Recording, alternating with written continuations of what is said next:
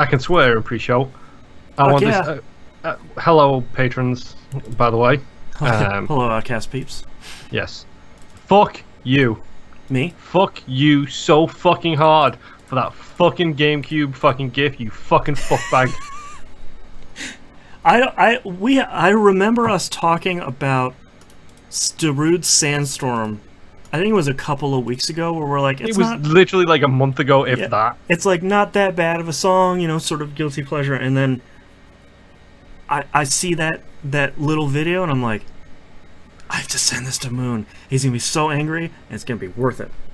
Yeah, because now that fucking thing is stuck in my head, and the worst thing is, it took just that little bit too long to realize what it was. Me too. Because when it goes do do do do do do do do do, and you're like, this is familiar. No, I know this song. What is that song? Why do I know? Then this it moves song? into like the doo-doo-doo-doo, and I was like, fucking Sandstorm. God damn it. I was literally like, as soon as that happened, I was like, fuck you. Fuck you, fuck this video, fuck this place. I immediately fucking retweeted it. I was like, if I'm fucking infected, all you motherfuckers are getting infected. So good. It's so good though, that GIF is just perfect. I'm such a sucker for the people remixing the GameCube, like the, what is it, loading screen, splash screen, whatever it is. Yeah. People remixing that, I'm a fucking sucker for it. The attract screen, even though you'd never fucking see it in an arcade. That's true. Alright, we are live on YouTube and Mixer. And let's look at Twitch. Good on Twitch. And Livestream says we're live on Smashcast, but whatever. Hey, T-Bomb rocks. I'm trying to get my thing to work. Okay, good. It's working now. Fuck you, that fucking GIF, man. Well, I got the revenge because as soon as I subscribed to Spotify Premium lately, because I have felt like I've been in that mid-30s music slump where it's like, God, I remember music from 20 years ago. That music was real good. It's like, dude, I didn't know who Imagine Dragons were. I still technically don't know who Imagine Dragons are. So my point exactly. So I thought, I know people really love the New Music Friday playlist on Spotify because it's usually like 90 songs from albums that came out this week. You just put it on shuffle and you just see if you can find new stuff. And I found a lot of great new stuff. Awesome. So I've been listening to it at night. Like once my kid is in bed and like my wife and I are just sitting there like reading stuff, or lately I've been, shocker, playing Final Fantasy V. Wait, what? Yeah, I know. I've some real good stories about that fucking game this week. But as soon as I took my headphones out and I'm like laying there, I have my CPAP machine on, I take my glasses off, I'm getting ready to bed, all I can hear in my head is doodle-doodle-doo, doodle-doodle-doo, doodle-doodle-doo, and I was like, motherfucker. I got myself. I'm pretty sure I streamed Dark Souls to try and persuade Rob that it would be a game that he would love, Brain Eater from the community.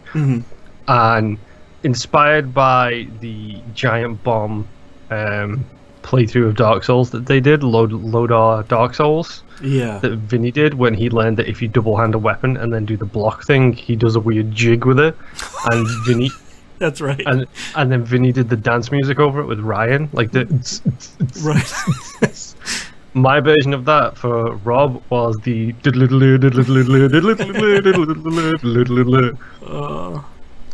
So good.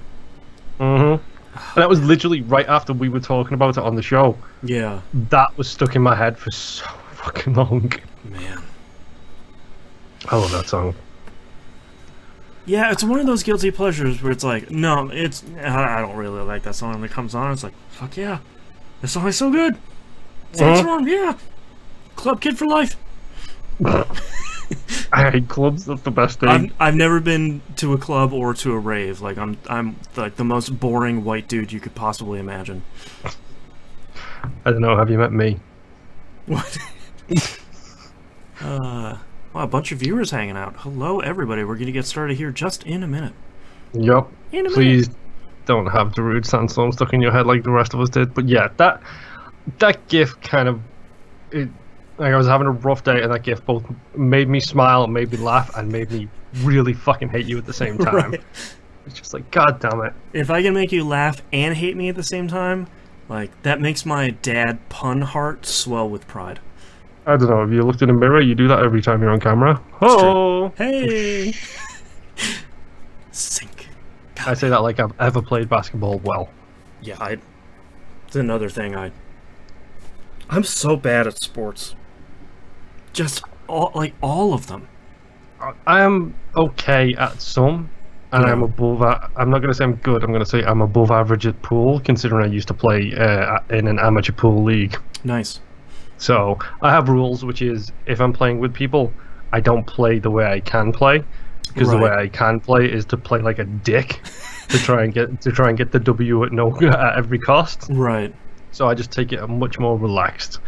I see like 5 shots, and it's like, that's a dick shot, that's a dick shot, that's a dick shot. These two are the 2 non-dick shots, so I'll take one of those 2.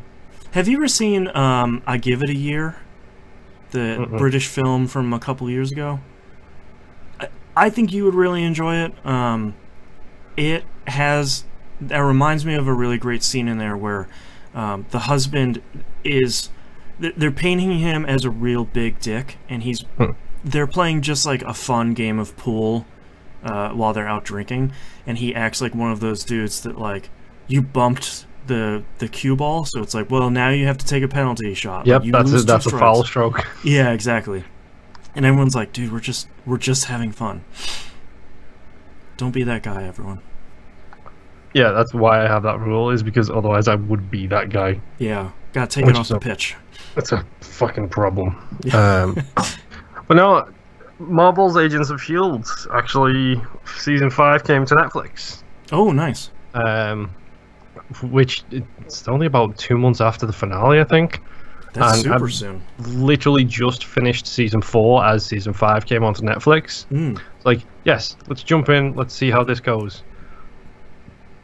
That show is way better than anyone gives it credit for. Yeah, I still need to struggle through that first season just to get to the good stuff. I literally cannot say anything about towards the end of season 5 because I didn't realize it, but the season 5 coincides with the end of the first Infinity War movie. Oh wow, okay. I didn't realize that. They throughout the course of the show they did really cool things where they tied up the cinematic universe with the TV show universe. Oh, okay. So the end of season 1, for example, is right as Winter Soldier is coming out, and I think it was like the episode before the finale was the night before Winter Soldier came out to theaters. Oh wow! And the episode after the finale was like a week later. So they hardcore jump into the, oh, by the way, S.H.I.E.L.D. is Hydra, shock, shock, horror, horror. Right. So they've got the end of that first season is a huge blowback from the Winter Soldier reveal. So they've done that really well throughout the course of the show. And I was really curious to see whether or not they incorporate the end of Infinity War into season 5. Right. They don't. I'm going to say that right now. They don't. But the way that thing ends is so good. Oh, nice. I'm really sad. Like, tears all down my face. Loads of tears. I think that's the testament of how good TV is now, is that it can emotionally affect you like that. Yeah. It helps that they use what are widely regarded as the fan favorite characters really well in season 5. Alright, since it's getting warmer, are you ready to kick this thing off? Maybe. Maybe yes, maybe no? Yes, I'm ready. Alright, Are you ready? Let's get started here in 3, 2, 1. Welcome back to another episode of That Video Game Podcast. I'm your host, Boston. Joining me as always is Moonpeer. Oh, bonjour. I don't think I really have anything to talk about here at the beginning, so let's get started with what have you been playing? Okay, let's get started straight away with Elite Dangerous. Okay. Yo, I spent the entirety of my day off this week on 4th of July. Happy Independence Day, everybody. celebrating Space Independence Day, and just played Elite Dangerous for like 10 straight hours. That sounds awesome. It was so cool. And then it was my wife was playing, and Rob started playing with us, and Nimp jumped in for a little bit. And it was all of us just being space truckers together. It was so cool. Yeah. Yo, Elite Dangerous is really cool. I don't know if I mentioned it last episode, but I did decide to wait on the Anaconda, and instead I dropped all of my money into a Python. Okay. Because why not? Because Python is it's a cool little ship. It's really fun to mess around with, so I had a lot of fun with the Python. It was really cool. And now I'm hoping to earn a lot more money and get myself a nice big Conda. Yeah. Because... Wait. Yeah. Phrasing, potentially. Are we still doing phrasing? Well, we are always doing phrasing. Yeah. Always. That's fair. But yeah, Elite Dangerous, I'm not going to harp on about it too much because it's Elite Dangerous. You know what it is at this point. Yeah. You're either playing it right now or you're not interested. Yes, exactly. Or you are curious and scared because that game is terrifying. Are you space curious? Oh, I'm always space curious. Yeah. Space curious is just the best form of curiosity. Right. So, along with that, like 2 quick rundowns. Battlefield 1. In the run-up to Battlefield 5's announcements and teasers and all the other stuff, we jump back into Battlefield 1 for a little bit. That game is still so good! Yeah. Like, really, really good. Like, I don't know. Battlefield 1 is amazing. Again, you've heard me talk about Battlefield 1 enough on this show, so there's not a whole lot I can say for that. We're currently, well, we don't really have a goal. Like, my wife and I and a couple of friends will play the multiplayer together. Not really a set goal, but they do have the unlockable weapons, so now it actually gives you something to target. Like, it has those bars that you need to fill to unlock new weapons, so I'm all down for that stuff. Fill all those bars. Yes, you must. I was in the mood for something a bit more relaxing after 10 hours of Elite Dangerous, so I did play Neo Geo Turf Masters. Oh, yeah. This is the golf game for the ACA Neo Geo stuff. Yeah. This is the one with possibly one of the hardest achievements I've ever had to do, which is to make it through hole 10 on essentially arcade mode. Oof. So that's very difficult. That game still looks great. That game still plays great, and every single time I see it, the animation blows me away. It's so good. Every single time. It's like, how? It's how like witchcraft. Yeah. It's honestly, I don't understand. It's good on whoever it was that developed that game, because oh boy, is it a gorgeous looking game. I'm kind of glad that I haven't continued down the Neo Geo hole, because every time I look at the store page, there's like 6 more coming out. It's like, nope, I'm fine with like the 15, 20 that I've got, so I will be okay over here by myself, not playing Neo Geo games right now. Yeah. Except for this one. Hold on, I'm looking up the developer, Nazca Corporation, which is a name I haven't really thought of in a long time. They basically made Metal Slug and Neo Turf Masters. Well, that explains why the animation is so great. Yeah, they made a whole bunch Metal Slug. other stuff too, but it basically just seems like Metal Slug and then all of its ports for forever. Well, yeah, because it's talking about animation, like you can. That's one of the prime examples of how animation can step a game up right there. Yeah. So now we get to the really, really stupid and fun stuff. Okay. Let's talk about what the box. Yes. What's in the box? Not what's in the box, just what the box. That's the actual name of a game. Oh, what the box? Not that box. We'll come to that. Oh, the box other. in a Right. We'll come to that box in a little bit. What the box? Okay. Which is an actual game, which is so dumb. It's so cheap, and it's so indie, and it's so much fun. Yeah. It's essentially a. It's really hard to describe. It's a third-person multiplayer shooter. Okay. Where you are a cardboard box. All right. In a level full of cardboard boxes. I am already really interested in this. You have a gun, which is a staple gun, which you can fire 3 staples out. Great. And then you have to reload the staple gun. There is staple drop, so you have to take into account the distance between you and your opponents when you're firing the staples. Right. You have a melee weapon. I hate how good this is. The melee weapon is a box cutter. That's so frustratingly perfectly on the nose. Yep. And so when you have the staple gun out, you can't. You just look like a box. When you have the box cutter out, you can see the box cutter in the box. Right. So much box talk.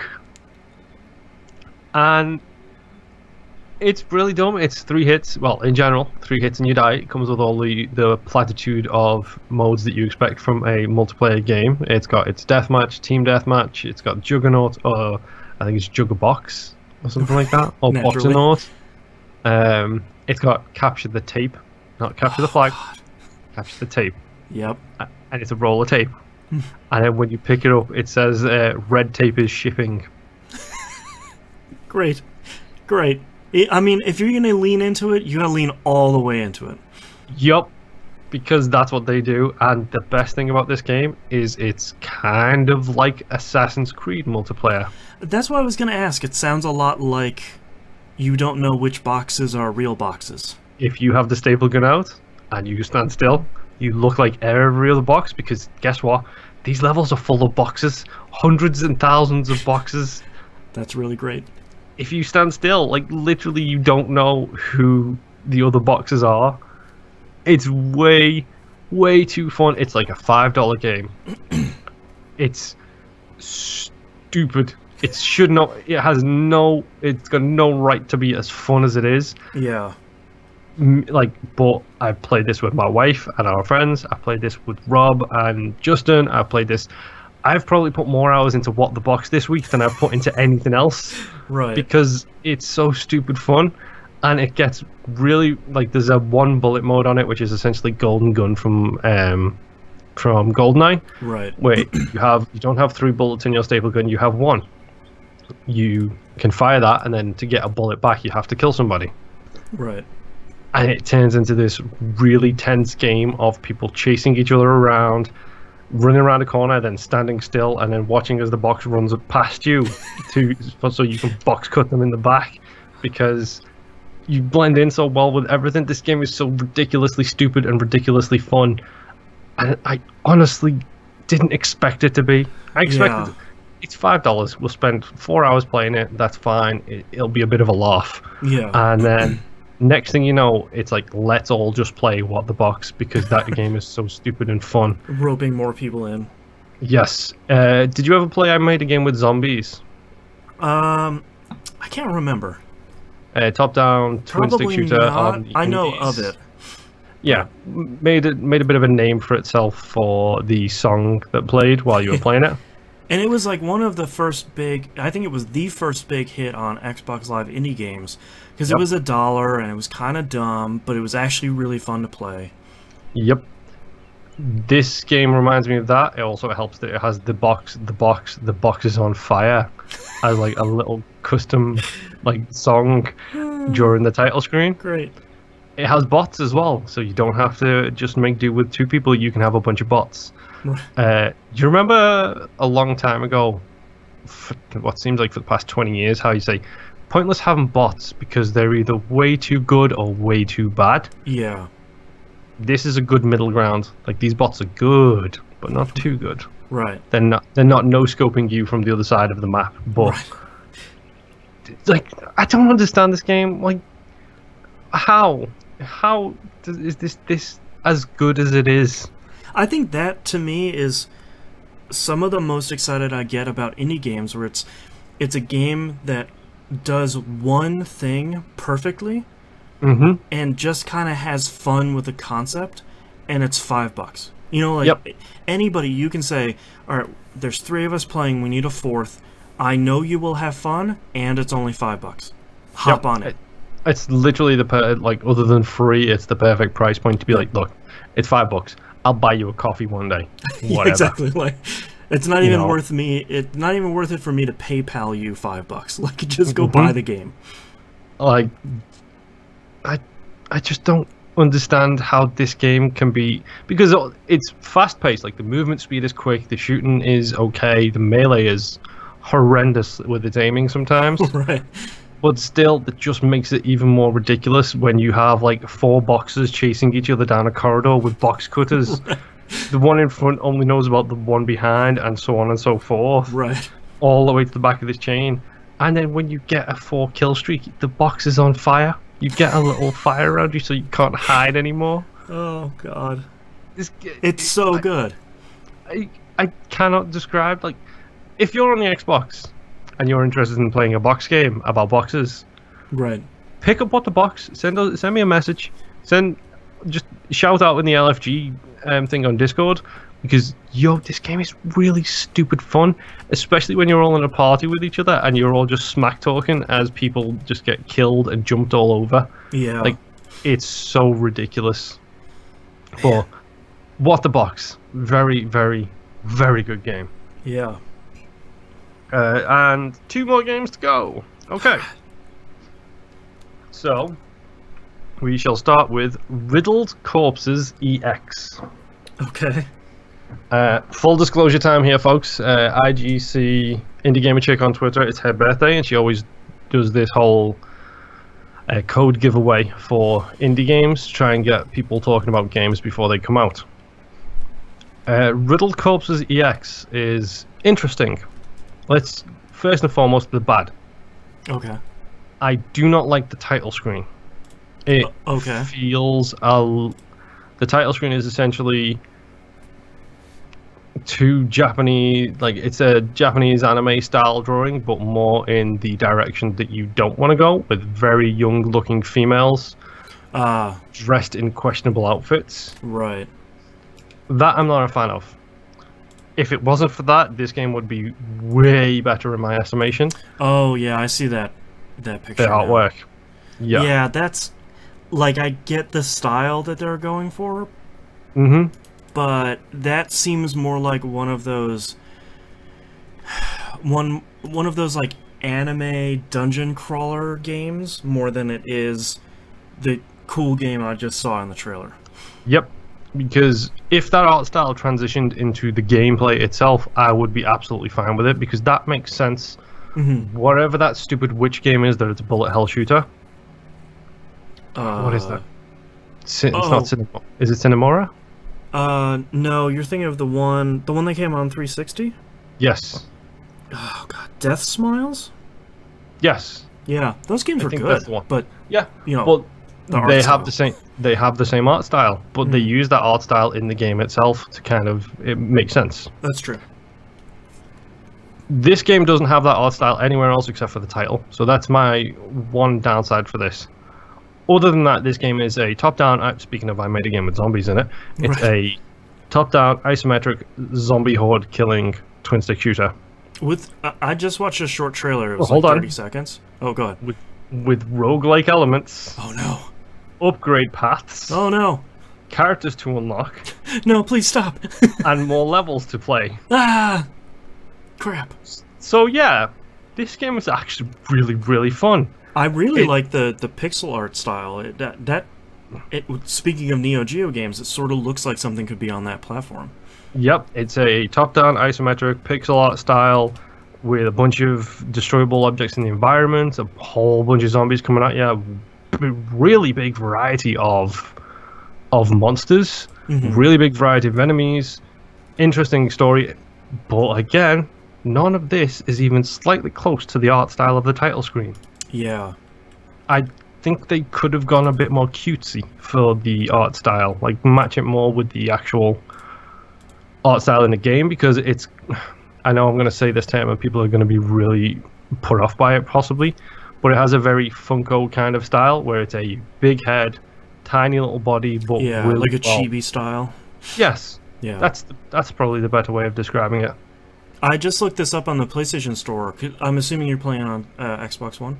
Yes, I am. This is only $12 and it's out for PS4 and the Vita. Yep. Vita would probably be a great place to play this. Vita would be great. I think even the PlayStation 4, like, honestly, $12, pick this thing up. Yeah, like, I might actually scoop this up. I spent 5 hours playing it yesterday. Like, oh, nice. no joke, 5 hours just starting from stage 1, doing a run, getting a bunch of gold so I could upgrade my character, so then I could start at stage 1, do a run, and I mean, like I said, it's top-down isometric twin-stick shooter, so you start off in like a little zone, you get a wave coming at you. Once you've cleared that wave, the map kind of moves kind of diagonally down, and then you get to it stops, and then it's zombie wave 2, and once you've cleared that, it moves again, zombie wave 3. At the end of each stage, you get a big boss battle with stuff with, you know, hordes coming in at the same time. And then you also get like consumables, like you can stop time, you have a bomb that blows up at all the enemies on the screen. Nice. It's got all of the tropes, but with the upgrade path and stuff like that, I feel like it adds something extra. And I'm not gonna lie, I'm kind of really looking forward to unlocking more characters, because so far I've only played as the character, like the main guy you start with. And it's local co-op, 2 players. Yeah, there we go. So feel free to drag somebody else into your life and have them play this with you. This game is so good. Like, I'm not going to say it's dumb, but it's very mindless for me. Yeah. Where I can just sit there and... It's kind of the zen-like state you get into while you're playing Burnout Paradise or Geometry Wars or anything like that, where after a while you stop thinking about what you're doing and you just do it. Yeah. It turned, like, that's why I played it for 5 straight hours, because, like, I'm not thinking anymore, I'm just doing, and that is fantastic. Yeah, just having fun. Yeah, and that's exactly what this is, and every time I was getting upgrades, it felt, okay, this is a very serious upgrade, because now, at the start, you can feel a little bit underpowered, because your bullets do a certain damage, but not enough to really make a dent. Where I'm up to now, I'm sweeping through stage 1 of the game, like it doesn't even exist. I'm just using that as a run to get a whole bunch of gold so I can get further upgrades. Right. So, yeah, this game's really good. Yeah. Like, I'm genuinely speaking surprised, because the title screen put me off a little bit, but I thought I'd give it a go anyway. And full credit to them, they made it controls tight, and it's one of those games that I can sit there and say, when I die, it's not the game's fault, it's my fault, which is exactly what you want from this kind of game. Like, you know you messed up, you walked into a bullet or whatever. So give it a shot. Like, $12 again, it's not asking a whole lot. Watch some videos of it, see if you think it might be for you. It's just a very easy shut your brain off game. I hope at some point it comes to the Switch, because I think that would be a really good platform for it as well, to be completely honest. Yeah, I wonder if that's coming out there. So fingers crossed. Riddled Corpses EX is the game. Yeah, so just came out last month. Yep, give it a shot. Well worth it. It's genuinely very fun. And now we talk about the other box. Yes. So 2018 is a hell of a year so far, folks. Yeah. And now we know that the seals have been broken. The apocalypse is upon us. The four horsemen ride again. Yes. There is a PlayStation 4 in this household. Gasp! It's time. Where is plague? Where is death? Where are they're around here somewhere. The hell portal has opened. Yes. So, full story here. I got a message from Boston probably about a month ago, maybe 2-3 weeks ago. Something like that, yeah. What's your address? Because that's never suspicious at all. Not at all. As soon as someone says that to me, I'm like, yeah, you've got something planned. I'm not an idiot. It's not Christmas. Right. It's not my birthday. Right. So I know you're not going to send me a greetings card of some kind. I haven't printed shirts. Going on. Yeah. Exactly. So then, July 3rd, I'm in work, doing my usual thing, because I didn't get the week off, unlike some of you lucky schmucks. Yeah. And got a text from Boston. Oh, there's a box at your house for you. It arrived today. This package that I told you a while ago that was shipped. It's like, okay, right. July 3rd arrives. So I get home from work, I pull the box in, and I'm looking at it, I'm thinking, it's one of 2 or 3 things. I didn't start talking about a HOTAS until very recently, since after you sent me that message. So it can't be a HOTAS. Right. Is it Boston's old refurbished PlayStation, which we did talk about at one point? You were going to try and get fixed. Yeah, I don't know if I talked about it on the show, but I had my old PS4 just suddenly die. It was a vanilla one. And I replaced the power supply, and that still didn't fix the problem. And looking online, they're like, oh, just replace all the chips on the motherboard. And I was like, no, I think I'll just throw it out. Yep. Thanks. So then I was like, oh, I don't know what this is. Right. So Who bought me something? Yes. So I open it up, and the first thing I see is a letter from Boston. Right. Saying, a member of the community who has expressed their interest in remaining anonymous has sent this over to you. And then I believe you open bracketed that with probably so they don't get murdered by Jess. Close brackets. Right. Yeah. Which immediately tells me what's in the box. Right. What is in the box? That is what is in the box. We know that already now because that sentence gave it away. Right. Pull it out. PlayStation 4 Pro. Yep. Community member, whoever you are, which, for the record, Boston still hasn't told me. No, He will not tell me. I take my my anonymity clause very seriously. Yes. When Boston signs NDAs, he doesn't tell us about what he's playing. Yeah, I'm not messing around. even off the air, he doesn't tell us what he's playing. It's true. So, thank you, random stranger, for whoever it is. I have not expressed my thanks on Twitter as of yet because for those who follow my wife on Twitter, it is my wedding anniversary in 1 month and 1 month and 1 day. 2 months and 1 day, I should say. And apparently my wife had a PlayStation 4 lined up for me. Yeah. So she immediately took to Twitter. Right. Was like, thank you. Her displeasure. Yes. Thank you, random stranger on the internet, for the PlayStation 4 Pro. You ruined my anniversary present. Love, Jess, I believe was the way that was phrased. Yes. So I'm in a rock and a hard place now. I like, as myself and the anonymous gifter were setting this up, never in a million years would I have guessed that your wife was aiming to procure a Sony anything for you. Nevertheless, a PlayStation 4. Yes. My first response when I read that tweet was, "Oh no!" Yep. So after the calming down period has happened, yeah. Thank you, anonymous donator, for the PlayStation 4 Pro. And I hate Sony. Yes. Oh man, this is Sony gonna Sony. Yep. As we mentioned it last week, I believe it was. Yeah, Sony gonna Sony. So when I move countries. Yep. Clearly, I'm sitting in New York, but I've got an English accent. That's not a funny character I'm doing. That's just me. So when I moved over here, obviously my wife and I basically do game sharing on the Xbox. I called Microsoft after I'd moved over here. I was like, look, my store on the Xbox One is still in Great British Pounds. Right. I moved over to the US. I need it to be in dollars because currency exchange rates are terrible, especially if you're trying to buy pounds in a dollar-centric land. Oh yeah, you just get screwed. So I literally called I changed my setting on my account and I changed my setting on the Xbox, but it wasn't changing in the store. Right. I called Xbox, I explained it to the customer service rep. They're like, okay, done. Restart your Xbox. Right. I literally restarted my Xbox and everything was in dollars. I was like, right. Great. Great. That's exactly as easy as it should be. Exactly. So I jumped over to I got the PlayStation 4 all set up. Loaded up, I was like, okay, so what's my login and what's my password? Because I know I didn't have my actual name Moonpier, because I'm pretty sure I do have that somewhere on the Sony ecosystem, but for the life of me, that was like 30 emails ago, way back when, like maybe PlayStation 2 online days. I think that might have been the time that I did it. Right. So I ended up using my secondary PlayStation account, which was L Moonpier. Right. Which was the one I used to play Wipeout and Mag and all these other great games.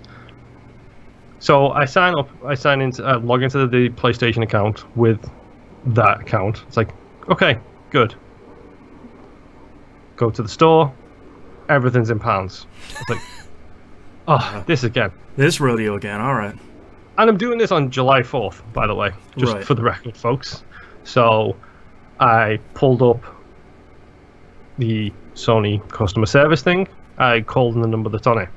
Number doesn't exist. Sony, come on. I go to a different support section. Your call cannot be completed at this time. I hit up Sony on Twitter. Yo, is there any chance of doing this? After looking into basically what they mark as whiteboard marker and permanent marker. Right. And on their whiteboard marker side is, oh, you can change your name, and you can change your address, and you can change this, that, and the other. And on their permanent marker side of your account, they have, you cannot change your login thing, the username, basically. Right. It's like, okay, that's fine. I knew that was going to be there. You cannot change your date of birth. Okay. Fair enough. I get it. It stops people from stealing their parents' accounts and continuing on the tradition forever. Right. The third thing they have there is you cannot change your country of origin. Right. So I'm looking at those three things and thinking, I'm so boned. I like that Sony's attitude about, like, Microsoft is like, yeah, man, you moved, like, cool, thanks for bringing over your Xbox, like, yeah, we're gonna move you right into whatever you need. I like that Sony's response is like, oh, you moved countries? I don't think you can do that. Do they let people do that? You can't do that, yep. Right? It's just like, Sony, come on. So I literally took a screenshot of that, posted it on Twitter. I was like, I hope this doesn't mean what I think it means, but I think it does mean what I think it means, and that's not going to be good. So I sent the message to Sony on Twitter, and I was like, the anonymous donor again provided me with a digital download code for God of War. Yeah. I'm not doing anything with a digital download code until I figure out what is going on with my account. Exactly, right. So I waited, and I let Sony come back to me and like, oh no, sorry, you can't do that. You can't change countries. Happy America's birthday, see ya.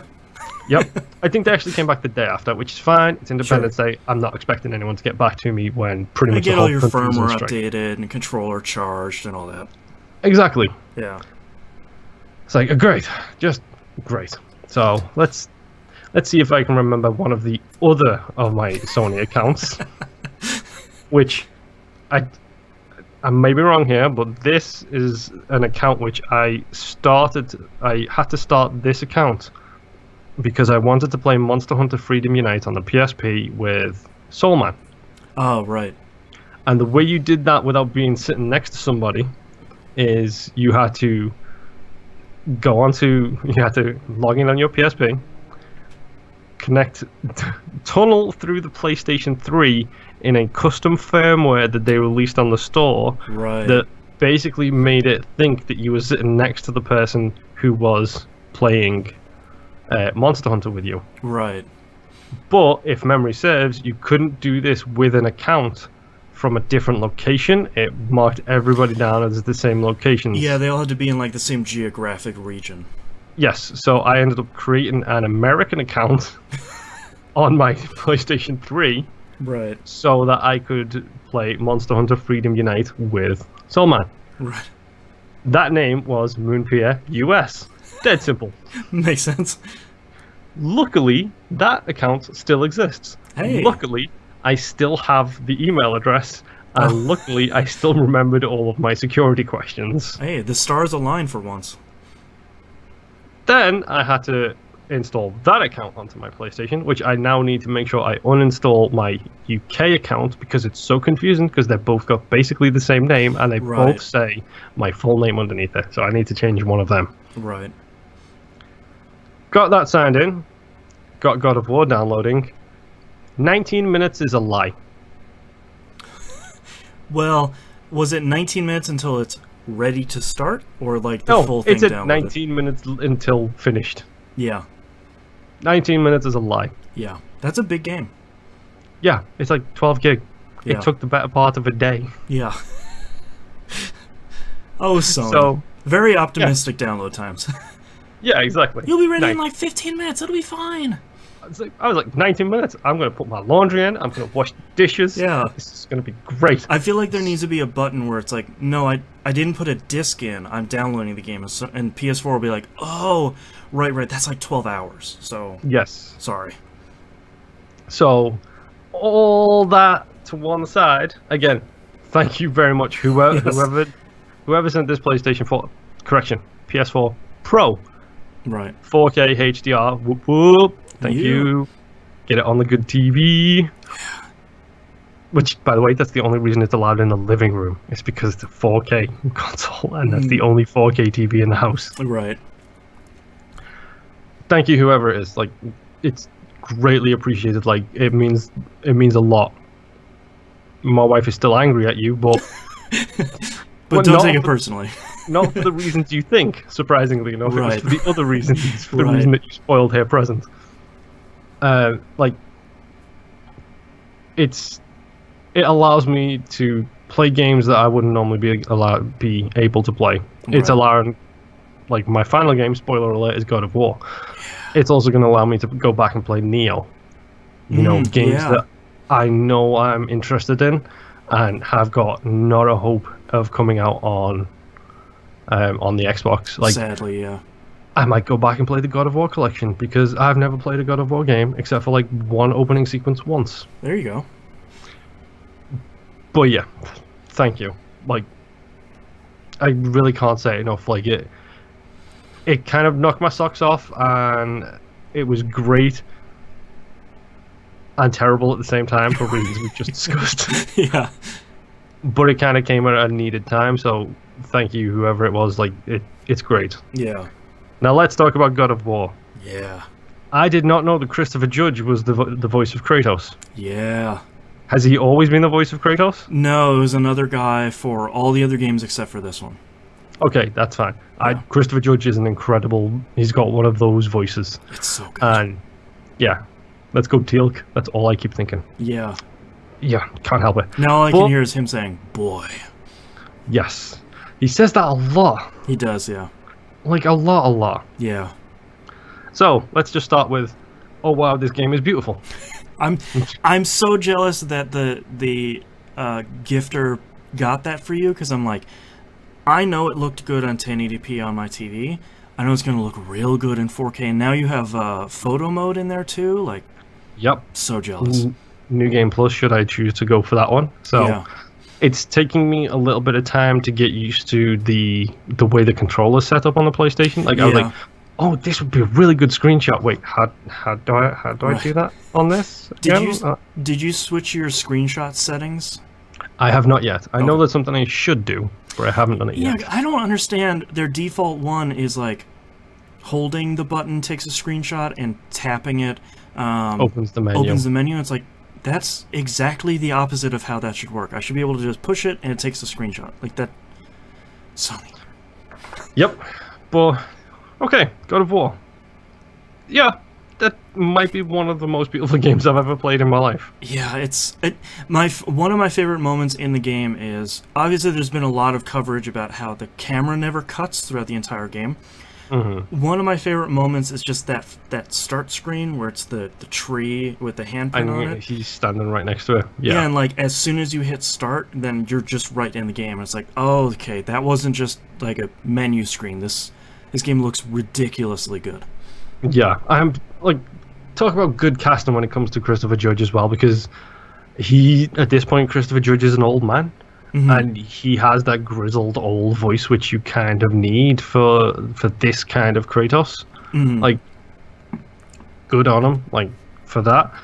I really like Atreus, or whatever his name is. Atreus? It's one of the two. Yeah, one of the two. I'm really liking him so far. I like the spiky redhead mohawk that he's got going on. Yeah. Well, I think the thing that I was impressed by is he looks like a kid. Yes. He doesn't look like a small grown-up. He has like a kid's face, and the hair, and the voice is really good, and the motion capture is really good. Yeah, and I'm trying to figure out how to measure where I'm up to in this game, because, like you said, the camera never stops. Yeah. Pretty much the only real break times you have are boss fights, which I think I've had 3 Okay, or 4? So you fought the first big boss fight, where it's sort of like... If we're talking about the troll, yes. No, I was thinking about the one with the guy... the stranger. The stranger, the guy with the tattoos. Where it's sort of like, okay, right, we still have a God of War game. Alright, cool. Yep, I have fought him. Yeah. And I the thing that made me realize, oh, this is a God of War game, was when it did the tutorial about stun grabs. Oh yeah, yeah. I was like, oh okay, yeah, it's God of War, Yep. because that's me just ripping this thing apart with my bare hands. It's gonna stomp some zombies. All right. Yep. So definitely still a God of War game. Yeah. I like it. I like it a lot so far. I'm really not that far into it right now. I'm looking forward to actually sinking some time into it proper. Have you made it to the Lake of the Nine or whatever they call it? I think I might be on my way there because I'm Okay. about after the stranger fight. You go through a little like dungeon thing to try and get up to the mountain. Yeah. And I think the lake is probably that point above me where I'm up to. Yeah, I think so. But yeah, this game is really good. Yeah. Like, I like the combat. It felt a little bit punishing at first, but that's also because I have not made it a secret. I'm not a fan of the PlayStation controller. Mm-hmm. Because one of the things that I struggled with was the triggers and bumpers thing. Yeah. They're not great. Especially the triggers with having so much pull on them. Yep. And I could only play God of War, and I timed myself. I think it was an hour and 45 minutes before I started getting pins and needles in my fingertips. Yeah. Because it's the way you have to grip that controller, it triggers my arthritis / Right. issues with my hands. So it was like, oh, an hour and 45 minutes, that'll do. I'm going to stop this for a little bit and go and play something else. I think I went and played Isaac. But no, God of War's really good. Yeah, I'm so excited you have the opportunity to play it soon enough after it has come out that it hasn't been spoiled for you. Oh, it also helps that I have completely avoided everything to do with that game. Like, Yeah. I almost listened to the interviews that guy did after it came out. Yeah, Corey Barlog. Yes, I almost listened to them, but I didn't yet. So, looking forward to actually finishing the game, ideally relatively unscathed. Sure. And also being my very first God of War, it's kind of a good touch. It's a good choice to start with the showstopper. Yeah, exactly. But yeah, it's really, really good. Yeah. Really good. But yeah, that's all I've been playing. I have been playing a little bit of Destiny 2 lately. I've been on a break from it for a couple of weeks here. But Bungie, as part of Bungie Day yesterday, they announced that Moments of Triumph are back for Destiny 2 Year 1, which it's been a very long year for Destiny 2. So they're doing another t-shirt, which means that I need to go get it, which means that there are a whole bunch of things I need to go do that I've sort of been putting off. Like in Destiny 2, do you remember those golden chests that are strewn about environments, like the free roam areas? Need to go get all of those, and that'll get you one more Moment of Triumph. It's like, okay, well, let's look up a map, I'll just go get them. So I'm playing a lot of that stuff. Moments of Triumph don't really happen until the end of this month, where they launch some free event pack that I don't remember, Solstice of Heroes or something like that. So it'll kind of all start and wrap up around that time. So a lot of it's been triple PvP points weekend, so a lot of it has been, alright, I've got about a half an hour, let's blow through a couple of PvP matches. But nothing super interesting there. We were talking about this pre-show, but it was 114 degrees here the other day. I have to put degrees because that's an insane number. So when it's that warm, I don't want to turn on any of my consoles because I don't want them to die. So I've been playing a lot of Final Fantasy V 4-Job Fiesta because my phone is less likely to overheat. I think I had started my second run when we were talking last week, or I was just finishing my first. I think you finished your first and you were in the process of getting yourself set up for your second one. Okay, so I finished my second one. My first run was a normal run, which is just, it will pull from that crystal's jobs when you unlock a crystal. My second run, I did something that's called a chaos run. And this is, the description on the website is, you are assigned jobs. And what that really translates to is they're going to take from the 20 jobs that are available in the game, and at any crystal, assign you any one of them. So my first job I got was Dancer, which is the very last crystal to get unlocked. So I can't use any jobs up until, you know, I can't grab that job until very late. So the beginning was pretty easy. Use this class called the Freelancer, which in normal Final Fantasy V is really interesting. The Freelancer gets stronger the more jobs you master. So like, say for example you master the Thief job, the Freelancer gets a plus 15 agility bonus. Okay. Just for mastering that job. Like Black Mage, you get a plus 10 magic bonus, and so on and so forth. So you're just really powering up this one class by powering up all your other ones. It doesn't apply in the Job Fiesta. Unless you do a special run like this, then you're just a Freelancer with no bonuses up until you can unlock jobs. So my final run was Dancer, Thief, Bard, Samurai. All 4 of those classes are really strong. But they need a healer, I'm guessing. No, not really, because you can get by having your Thief just throwing potions and stuff. And we'll get into why the Bard is really strong later, but the Samurai is ridiculously strong. And they have this skill where you can throw money at your enemies, and it does the math formula to do the damage is so heavily weighted in your favor that most bosses, you throw money and it does 10,000 damage and they're dead. So like 2 seconds, they're not even hitting you. My main problem though is I only had one class to get through the fire stuff, and that was Thief. Apparently this is a very common problem for people that do Chaos runs, is I only have the Thief, and I'm doing this one specific boss in the library. His name is Biblos. And, yeah, it's a great name. I won't go too deep into this, but, like, this is where you have to maximize every advantage you have. Basically, when you attack Biblos, he puts a Protect spell on himself, which halves your damage. Thieves are so weak that you're only doing 50 damage to begin with. Yeah. Then you're only doing 2,000. He has like 8,000 health. Normally that would be fine, like you just chip away over time. Except once you get him to half health, he starts using a drain spell on you, which pulls 400 damage off of 400 health off of one of your party members and heals himself. So he's healing for more than you can output. Yeah, he's healing for way more than you can output. So I should mention now, my previous run I finished at level 50. The main piece of advice that people are giving is go to this one dungeon and just farm 99 high potions. You can steal them from these one enemy. You have 4 thieves, should be fast enough. It was.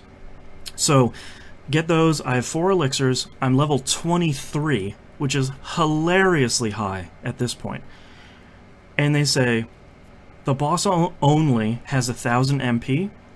You basically don't hit him at all, and you wait until he exhausts his MP. Which would be fine, except all of his attacks take about 3 to 5 MP off of him. Oh, wow.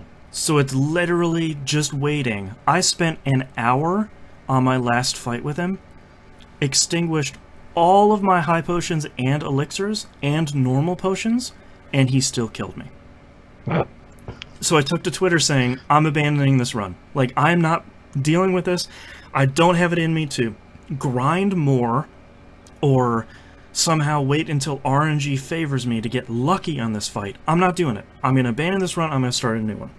And someone on Twitter I've made friends with this year as part of the Fiesta fairly called me out and said, hey man, abandoning a run is not in the spirit of the Fiesta. There always has to be a way around it. Yeah. And I took 2 minutes to think about it instead of being angry, and I said, you know what? There is a way around it that I've never taken advantage of before. And there's something in the Fiesta called the job fair. And if you get in a terrible position, or you just want a specific run where it's like, I've never had this combination of 4 classes before, you can go to the job fair and re-roll each of your jobs from each of the crystals. So I liked Thief, Bard, Samurai, and I wanted to re-roll my Dancer, and I said, well, I haven't had Knight for a long time, and I feel like, unlike a lot of the other classes, it's not super easy mode, so it's not like, alright, well, I'm gonna go on the polar opposite of the run I'm running right now. I'll do Knight. The website spat back and said, to do this, you need to make a donation to Child's Play, because all the proceeds from the job fair go to Child's Play. Yep. You owe $2 to Child's Play. I said, okay, here's my $2. Website got updated. I was off to the races. Cannot tell you how easy the rest of that run was. I completed the rest of that run in less than 10 hours. Well, yeah, because you're already over-leveled. Yeah, I was like hilariously over-leveled. I finished the game at level 35, and I had started it basically at 23. One of the biggest things that worked in my favor is the Bard. And there's like one website out there from Final Fantasy V that hasn't been updated in a decade that is famous for saying the Bard is the worst class in the game and is useless. Because at the start, it seems like it is.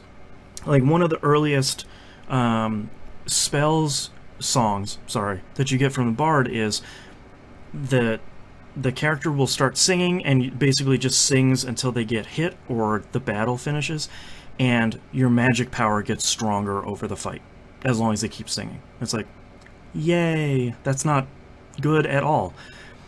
But if you do this sequence of things throughout the entirety of the game, at the end, a character gives you the very last song, which in the GBA and mobile version is called Hero's Rhyme. And the description on it is wrong. It says it boosts your stats over time. That's incorrect. What it's actually doing is every turn that this character is singing, all of your characters gain a level. Okay. So, for me at level 35... that's great because the first phase of the final boss is really easy. So you basically, in everything except for the mobile and the Steam version, you get up to level 99 in that fight, you stomp the first phase, you stomp the second phase, and then you're done. It's super easy. Is that level bump just for the fight, or is it? It's just for the fight. Okay. Yeah. Which is, it unfortunately doesn't affect your health, so that's still your weakest point, but like, at the beginning of the fight, you could be doing 500 damage, and then once you hit level 99, you're doing 5,000 or 10,000. Like, it's ridiculous. Yeah. The benefit that I discovered on the iOS and Steam, or the mobile and Steam version, they removed that limit of level 99, is now level 255. It's the old coding number as well. It's the 255. Yeah, it's like, here's our maximum. I remember that that skill I told you about where you can throw money. Mm-hmm. I put that on all 3 of my characters that weren't singing. I did 10,000 damage. The final boss has 4 parts. It's like a giant sprite that has 4 sections you need to attack. I did 10,000 damage per character per turn to that boss. Each part only has 55,000 damage. In 2 turns, I completely obliterated the final boss. Nice and easy run then. Yeah, like, for all the BS I dealt with at the beginning, the end was incredibly powerful. Yeah. So I thought, the Fiesta doesn't finish until August 31st. Now I sort of want to see how many runs I can fit in. If they're going to take 10 to 15 hours apiece, let's see how many I can do. So I started a new one, and I'm trying to see how many versions of the Fiesta I can do. And I'm now doing something called a random run, which is basically the inverse of chaos, where chaos tends to weigh stronger to the classes that get unlocked later, Random tends to focus on the ones that get unlocked earliest. Basically, when it gives you out a job, it picks from any of the jobs that are currently available. So wind is wind, wind and water, wind, water, fire. Instead of just doing one crystal, it does all of them. So I have blue mage, time mage, thief, and white mage. So I am literally unstoppable once I finish unlocking all these classes. I just unlocked thief, and I just have to do like 2 more dungeons until I get white mage, and then nothing can stop me now. Sounds like fun. It's gonna be so, yeah, especially like after the last one. I've run into so few problems on this run that the best thing I can say about this run is it's pretty unremarkable. I know it's strong from the beginning. I know how to break this game immediately as soon as I saw those jobs, and I'm just gonna motor my way through it. If you're going for a multi-run, go for it as hard as you can. Yeah, and I'm trying to figure out how I can get a harder run out of it, and I think at that point I sort of have to start mixing and matching tags. Like there's a famous tag called No 750, which is basically characters that can use wands in the game can actually use them as an item in their inventory and break them, and they cast the level 3 version of the rod. So basically, if you pick up a fire rod, you cast it casts Firaga, which at that point in the game you might be doing 30 damage with fire. You're doing 5,000 by just snapping this rod. Each rod costs 750 gold. That's why it's called No 750 or TM 750. So you're sort of, at that point, you're sort of tying more hands behind your back and saying, well, I don't want this easy way, but I want this hard one, so... we'll see, but unlike a lot of the other years, I'm really not sick of Final Fantasy V. Usually after my first run, I'm like, alright, that's all I've got in me. That's good enough for this year. It's comfort food, and right now, comfort food is what is needed. Yes. And 10 hours of Elite Dangerous. Yeah, well, especially, like, it's been unbearably hot this week. I'm not talking about it a lot on the show because I haven't been fully diagnosed, but I'm going through a lot of unfortunate and serious health issues, so I'm looking for stuff like the best of the comfort food. I've been playing some Isaac. Haven't played a lot of Prey Mooncrash this week because it's a little stressful. I played a little bit of Enter the Gungeon. You know, I'm looking for those perfect comfort food games where I can just sort of play it and like interact with my kid and watch, you know, Moana for the 400th time. Or Finding Nemo. Or, you know, she just watched Finding Nemo again. Because every once in a while I try, like, are you going to like Little Mermaid this time? No, you're bored. Okay. She liked about a quarter of Finding Nemo yesterday, which is probably our new record with that movie. Yes. He touched the butt. But, you know, like, it's one of those movies where it's like, I'm not going to be upset to watch that 100 times. So. Yeah. Last but not least, I've talked before about how I'm a backer on the ToeJam and Earl Back in the Groove Kickstarter. The closed beta came out this week. So... Well, you are NDA'd on, I believe. Yes, I can't really talk about this. So, it's really interesting. I really like the developers. Human Nature Studios is the developers. It's essentially the 2 dudes that made the first one. Yeah. So, I want to see them succeed. And basically they sent an email to the backers that said, we know you're excited. We know you're probably more excited than we are. But we only get one chance at a first impression for this game. And if the studio is to be successful, and if you want more ToeJam and Earl games to come out in the future, you can't show this game in the beta state. And they had this giant list of known bugs. They had this giant list of stuff. There's a really great interface in the game. You press F11, and it pops up a bug report sheet. You fill out all your stuff. It like captures all the stuff that the game's doing at the moment, including all your specs, and it sends them off to the studio.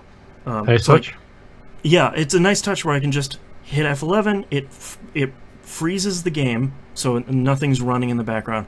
You can just say, this stuff just happened to me right now. I've broken the game a couple of times. It's in that state of beta. It's not one of those, like, multiplayer betas. Wink. You know, like, the game's just done and you're just barely stress testing it. So, I do want to respect what they're saying and not talk about it, because it's not even in a complete state. They said they want to keep a bunch of stuff a surprise for the full release. So, like, half of the characters aren't in the game. A bunch of the levels are missing. Like, the secret world is missing, you know, famously from the first one. And there's just a bunch of stuff that hasn't been implemented in this build. I do have to say, so far, it is ToeJam and Earl in the ways you want it to be. And I'm really grumpy that it's been so hot this week, because all I want to do is sit up here in this room and play it for as much as possible. With the hot machinery and the windows and the... Like, I will sweat to death to play this game. There have been some people... I think we got it on Thursday, Wednesday maybe, and a couple people on the ToeJam Earl Discord are like, I've only put in 20 hours so far. It's just like, that... It's been out for like 3 days. That's so much. But that's sort of where I'm at right now, is like, I want to play more of it. Like, can I play all of it as much as I can? So they're still saying it's going to come out this year. I'm really glad that they're doing this closed beta, because the number of backers that are getting their hands on it is a pretty great number. And so far, I'm really impressed, because the studio is also asking for feature improvements. They're saying, like, if it's small and you think we can, you know, do it pretty easily, it's not like a huge big change, put that in the bug thing too, and we can look at them. There have been a huge number of people that have put in stuff, and the devs are like, oh, of course, why didn't we think of that? All right, that's going on the list for sure. So it's cool to see a closed beta like this, where the developers are so involved in it, and the studio doesn't have any hubris to begin with, but you don't get that was like, oh, of course we already thought about that, and we're not doing that and they're just sort of like, all right, cool, that's a great idea. So I would love to talk about this game, but I can't, and I just want to go play more of it. So you're just gonna tease us with your toes and L's? Yeah, how can I? But that's all I've been playing this week, so let's take a break. Yep. Hello there, the Funky Monk 3112. Thank you very much. I'm still very fond of the E1M1 network name. Give me 2 seconds, bathroom. All right. Oh, that was ToeJam and Earl Beyond, or Back in the Groove. Back in the Groove. That was a game we were just talking about. I'm going to take a quick break here before we go into the second segment, and usually what I do here is check the news stories while Moonpier goes to the bathroom. Let's check out what we have. No, nothing. Somebody recreated the Forza Horizon 4 trailer in GTA 5. That's cool. Something about movies. New Vegas.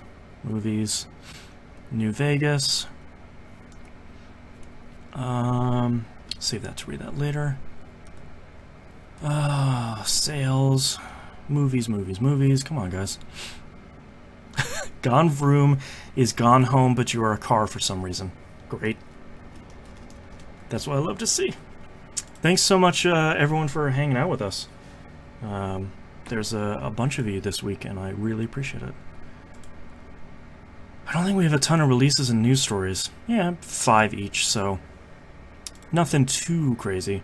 What about the Fallout 76 beta?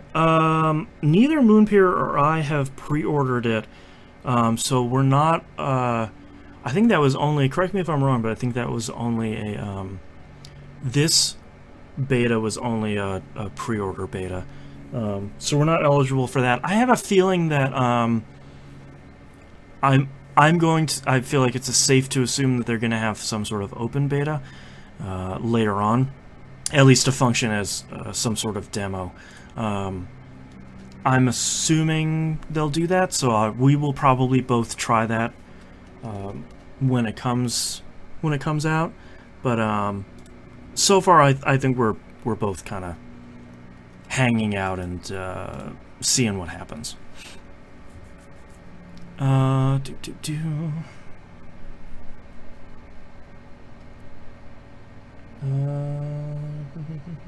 Okay.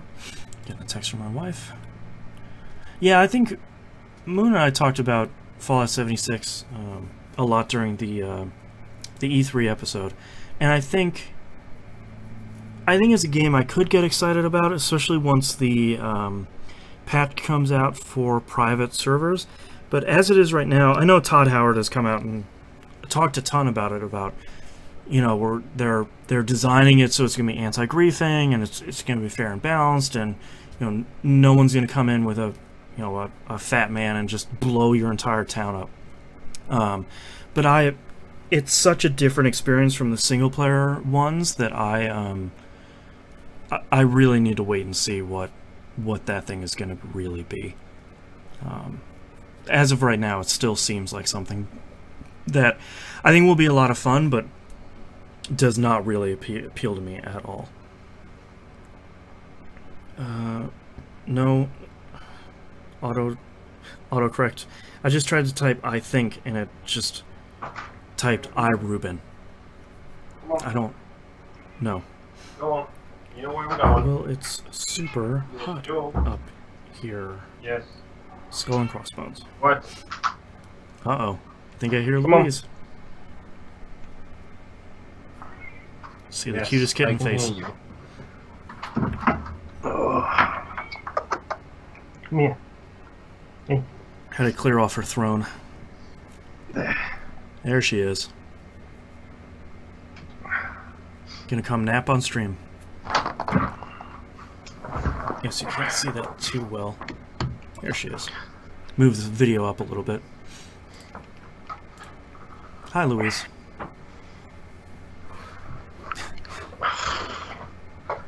Yeah, when it was 114, that's one of those days where it's sort of like... It's a little concerning for the cats. Because they're going to be stubborn and they don't want to hang out in the one room where we have an air conditioning unit. Mm-hmm. So sort of like, alright, do I have to wet a washcloth and rub you down and have you be angry at me? When it was super duper hot here, Sherlock decided it was a good idea to go to the attic. Naturally. Where it was like 100 and change down here. Yeah. And the attic was like 112. Yeah. And he just went up there, lied down in the corner, was like, it's like, dude, just get out the attic. You're so stupid. I love you, but you're dumb. Come on. Oh, man. Uh-oh. No, this isn't cuddle time. I'm so annoying. But I'm damned cute. Oh. Oh, it's now 99 degrees. Great. Great, great, great. Great. That's your chair. Right there. Damn right. And this is your chair. That's where you sit. Yes. Alright, I am ready to start whenever you are. Give me 2 seconds to hopefully try and settle hair in. Yeah. It was just not meowing on right into the mic. I'm assuming that came through crystal clear when she discovered I wasn't in this room anymore. Yeah. There you go. There you go. She just doesn't want to be without you. No, she really doesn't. No, go to sleep. Well, if you insist.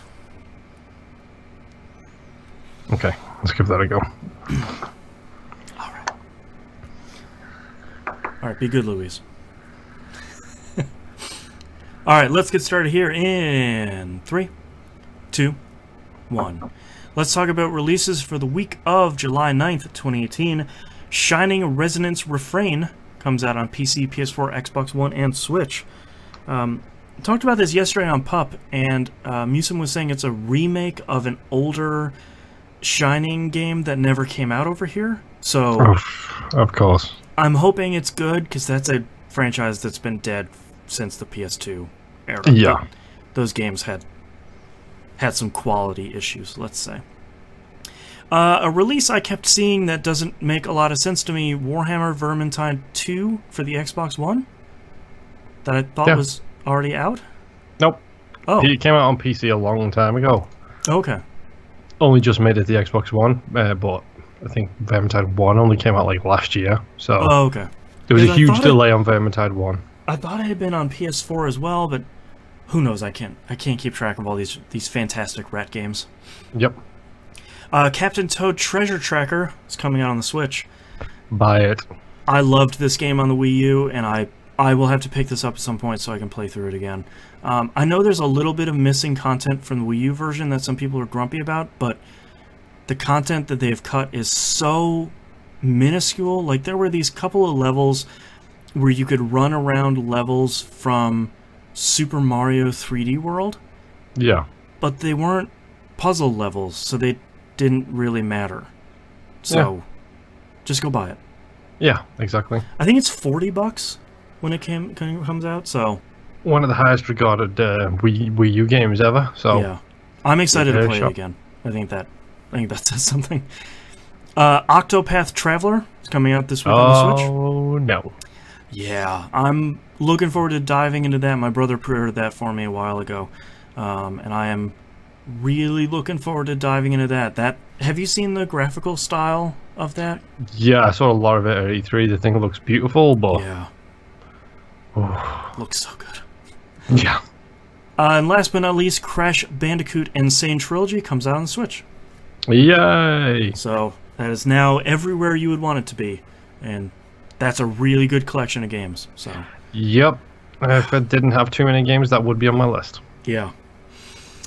Alright, let's move on to news stories. First off, we haven't played a lot of Fortnite Battle Royale, so I'm sort of enjoying the newest A Rocket Cracked the Sky event, sort of outside looking in.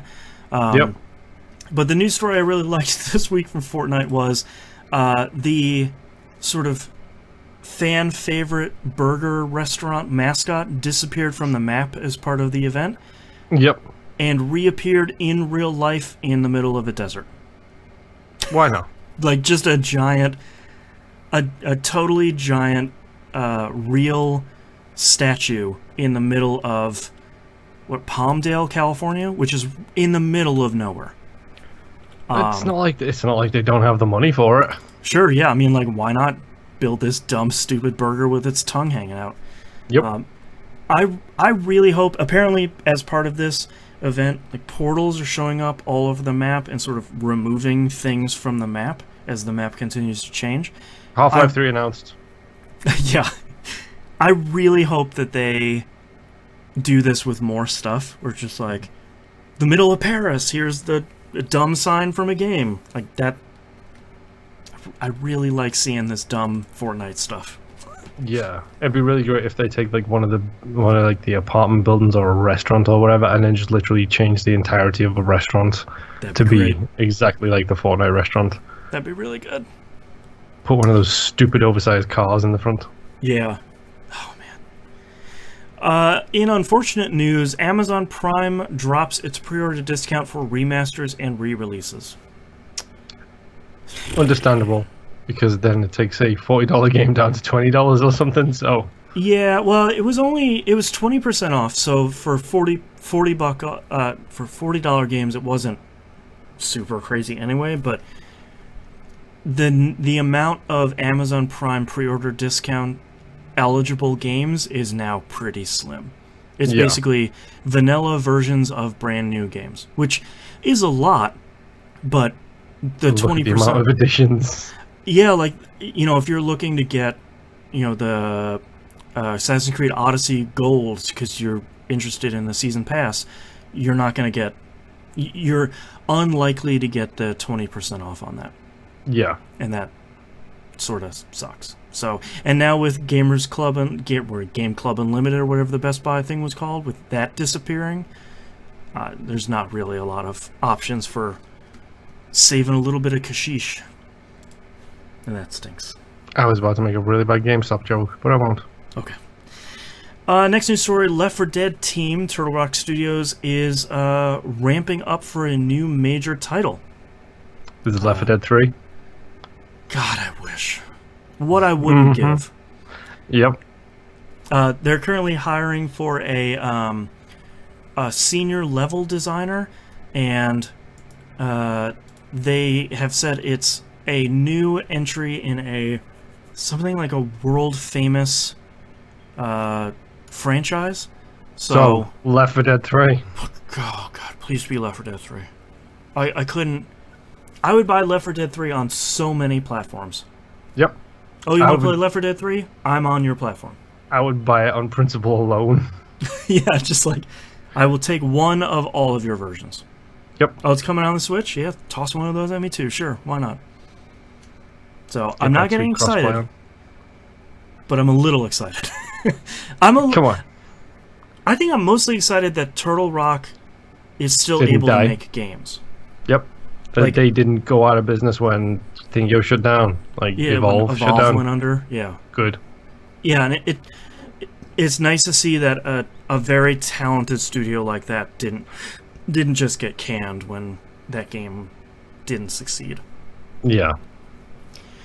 Next news story, Todd Howard has been talking a lot this week about how Fallout 76 and that game's movement towards games as a service model doesn't mark the future for the studio.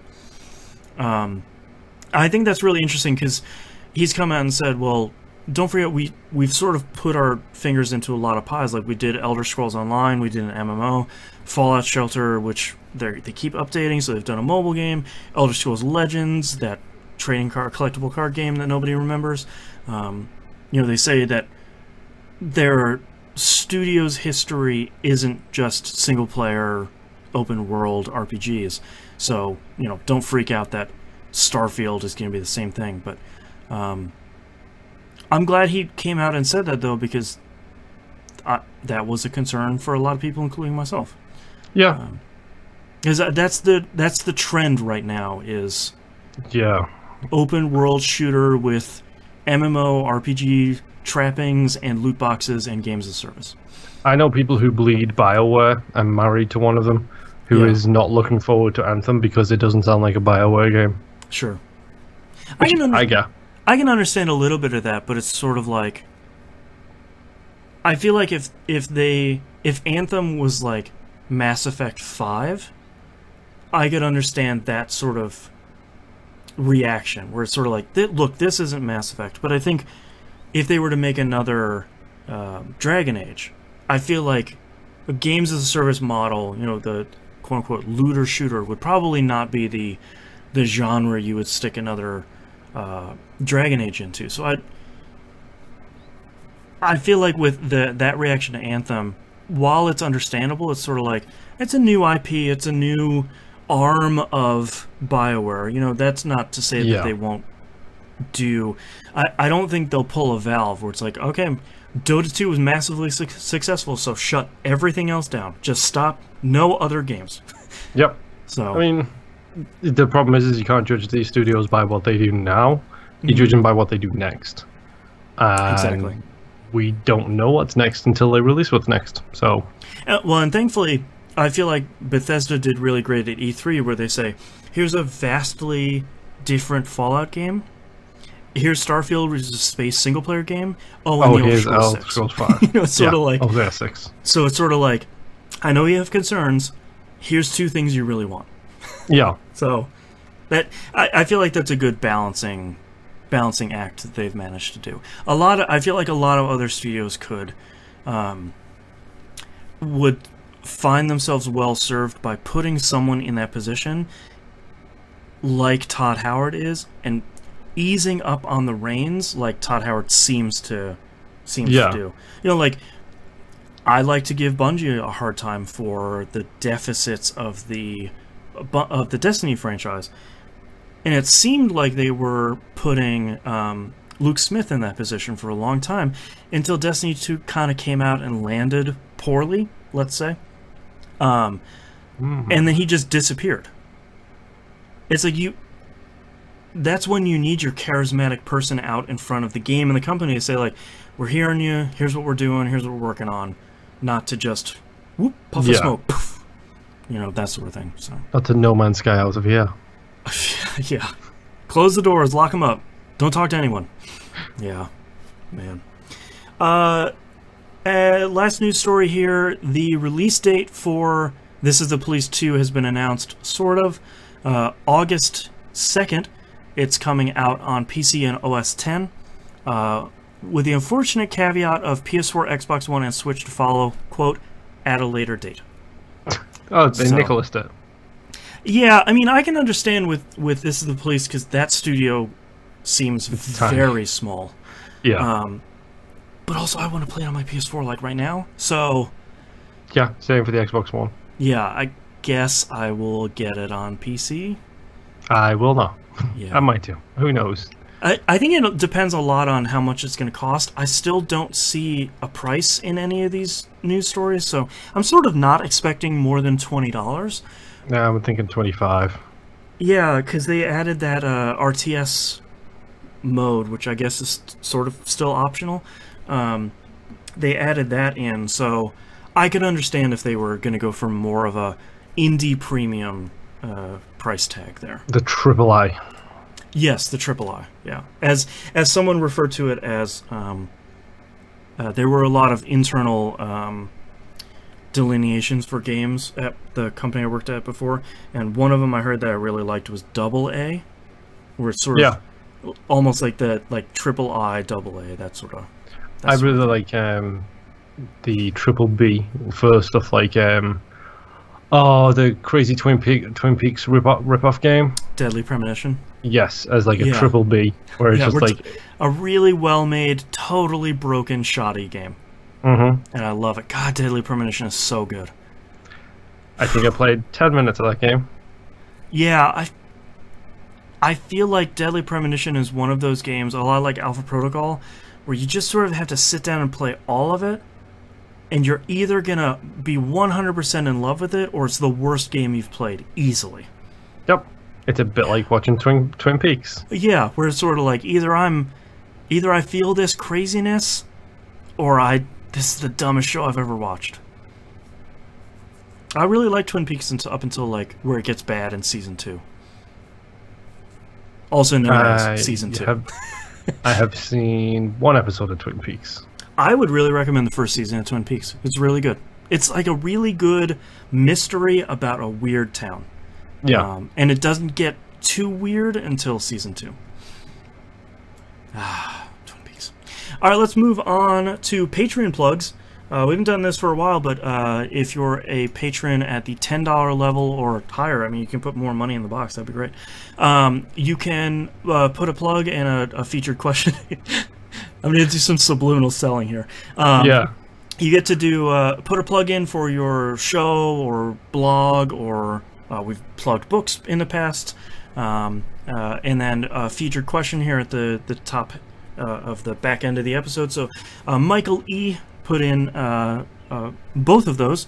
So he wanted to plug, he says, I co-host a podcast called Co-op Mode Reviews. It's a monthly video game podcast where 4 guys choose a game of their choice. Our episodes are on iTunes and Google Play. Looks like they have a handful of episodes up there, and it's more than a handful. I think it's almost 20.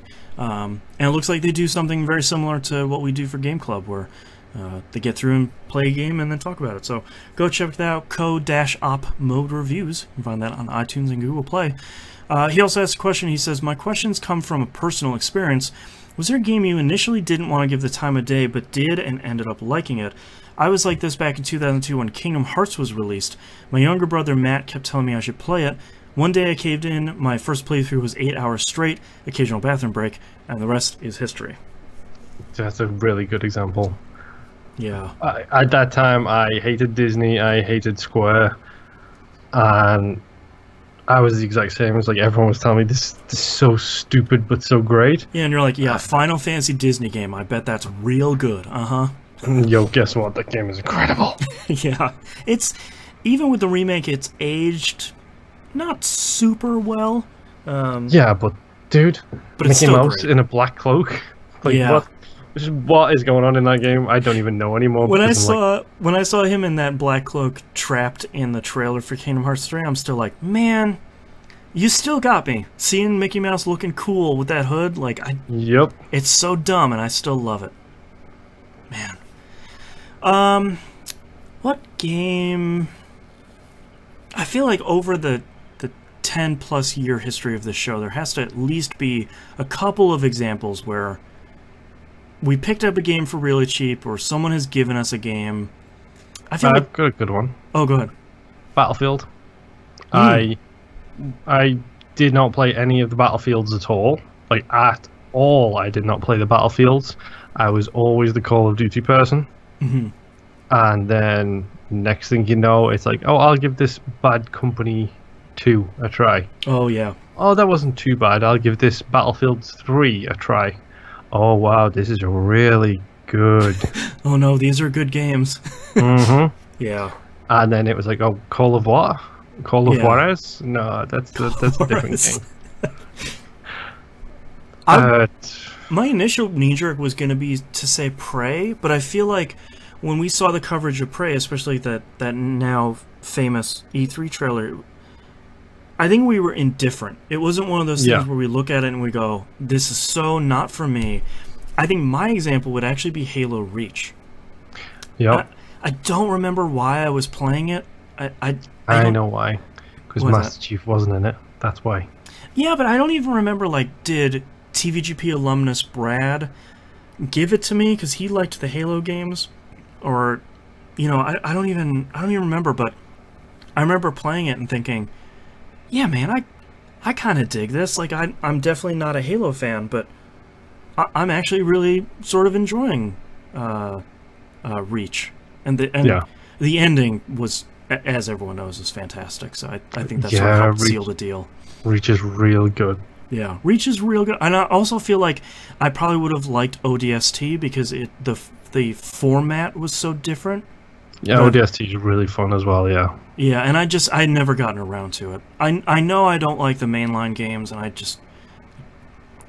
Let me tell you about Game Pass. Let me tell you about the Master Chief Collection. That's fair. Let me tell you about giving them a shot. I feel like by the time the next Halo game comes out, what will it be, 6? Yep. I feel like once that comes out, I will have Game Pass because of Gears 5 and Forza Horizon 4 and like all these other games that are coming out this year and early next year. That by the time the next Halo game comes out, I feel like I will give that a shot. I almost have to give that a shot because it's been so long since I played Reach that for basically no money, I'm not really losing anything except for probably a little bit of time. Or Reach a lot of time Master Chief Collection though. Yeah, I don't want to play. I would grab the Master Chief Collection to play Reach or ODST. Yes. And that's pretty much it. I've played Halo 1, 2, and 3 and didn't enjoy any of them. So that's great because 4 is the best of those. Yeah. Someday. Well, we all know you hate Bungie, clearly, considering how much you actually complain about them to this day. Why not give 343's game a shot instead? I'm going to fire up DestinyStatus.com and see. Yeah, it's still live, so I'm going to see if they have an estimate of how long I've played Destiny 2, because my maximum, my end time for Destiny 1 was 2,000 hours, because I clearly hated it. We'll see if they... And it doesn't look like they break down some of the stuff here. Oh, no, they do. It just tickles me because it's like, I hate Halo. I've played all of the Halos except for ODST, done by Destiny. I have not given 343's Halo game a shot. Right. I'm currently sitting at active time played for my main characters 129 hours, 21 minutes, and 30 seconds. Only another 1,000 and change hours left to go. Yep. So, I clearly hate Destiny. Yes. Clearly. All right. Well, thank you, Michael E, for your plug and question. Again, go check out Co-op Mode Reviews.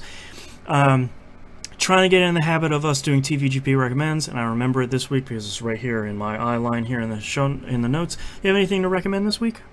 Not off the top of my head, no, unfortunately. I forgot this week because I will recommend an album that I listened to recently and I haven't listened to in a couple years.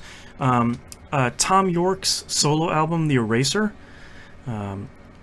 I feel like if you know Tom York's name, you have probably already listened to and enjoy this.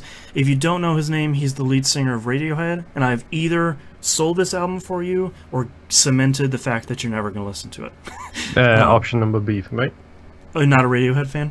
No. Yeah, I'm a huge Radiohead fan, but I'm one of those fans that, like, I also feel this way about Tool. I like Tool.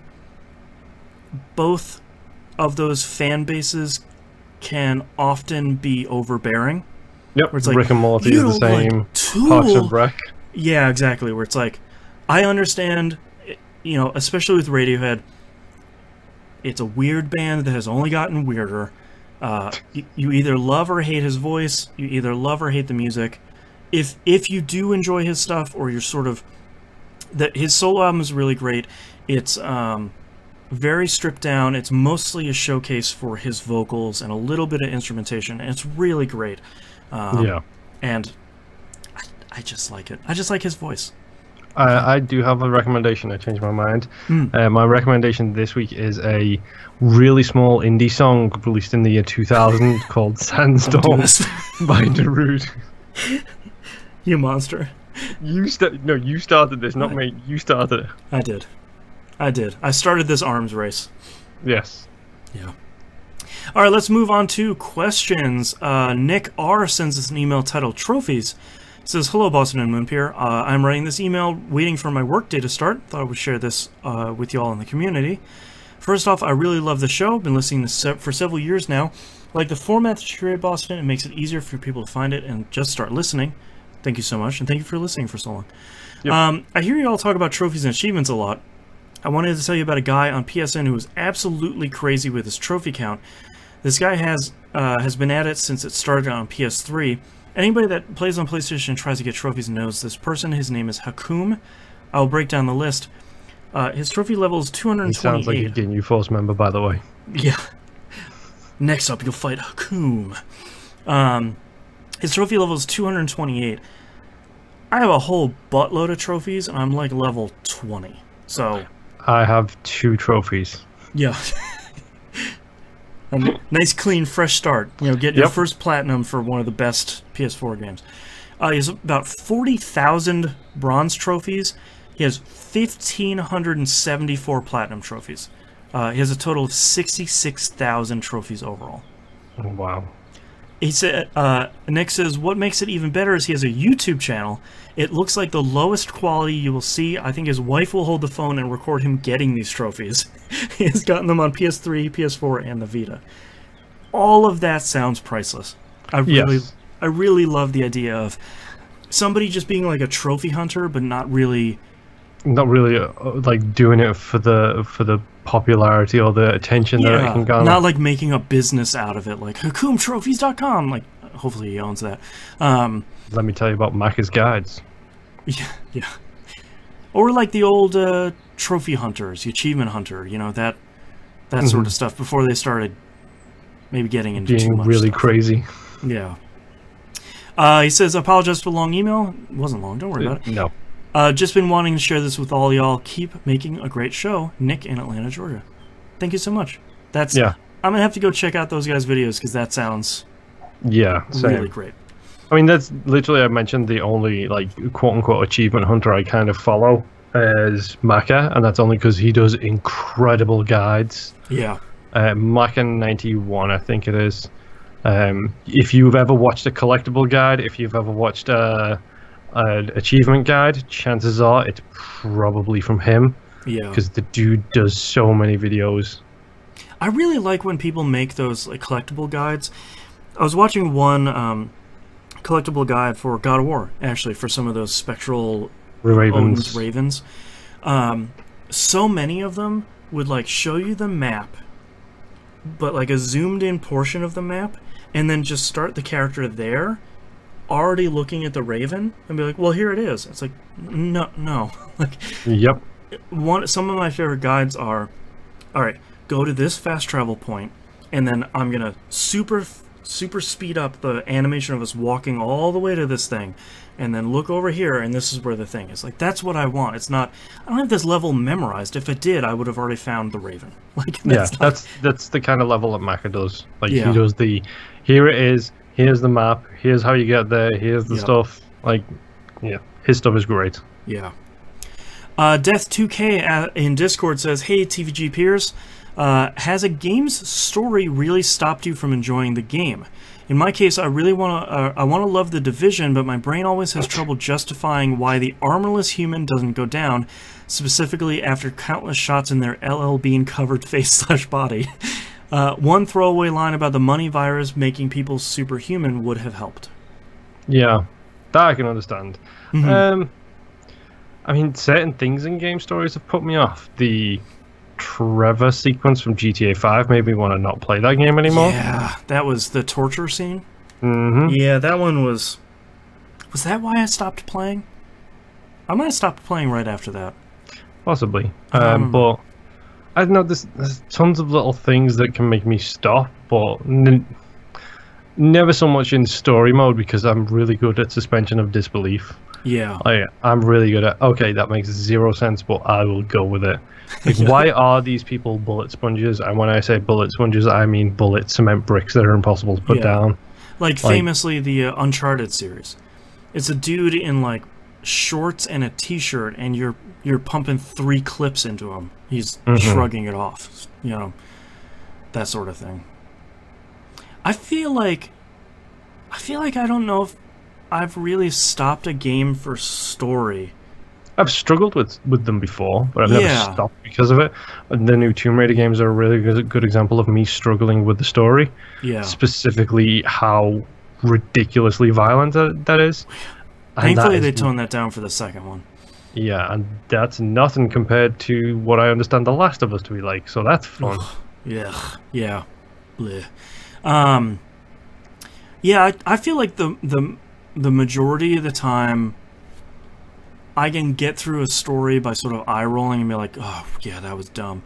But if there's something insurmountable mechanics-wise, that would cause me to quit. I guess also overabundance of story might push me away. Like, you do not get to say that being someone who plays graphic novels. Yeah, but I think for me... It's a fair point. I think for me, going into a graphic novel, you know exactly what you're getting, but, like, imagine if... Let's just say, to use the best example ever, the start and or end of Metal Gear Solid 2, specifically the tanker section. Well, I was thinking mostly, like, imagine if we were playing Binding of Isaac and the little vignettes between levels were, like, 5 minutes long and unskippable. Like, at that point, I'd be like, come on. Like, this is so much. Or, like, a game with New Game Plus where you're encouraged to kind of play it multiple times, like, play it over and over and over again. Yeah. But it doesn't really skip the intro portion. You know, it's like, only 7 hours of tutorial. And it's like, oh, God. It's like, it's sort of like, you know, we can skip all that stuff. Hold on, I gotta time someone out here. Timeout. Chill for about 45 minutes. There we go. Alright, last question here from T-Bomb Rocks in Discord. Says, what's your current favorite video game soundtrack or soundtracks? Mine are Persona 5, Flint Hook, and Tumbleweed to work out to. What's your current game or game... actually, it's 2 questions. I got to see the other one here in a minute. Current favorite soundtrack or soundtracks? Any Metal Gear song that has vocals in it. I don't care how bad they are. I don't care how cheesy they are. They are incredible songs. The Snake Eater from Snake Eater is so bad, but so good. And then you've got The Sins of the Father, which is I think it's The Sins of the Father, which is one of the greatest songs I've ever heard. Like, that song is incredible. Like, more ambient music wise, Honestly, I don't know. I don't listen to a lot of soundtracks. Is my big thing. I feel like from stuff I'm recently playing, Unravel has an incredible soundtrack.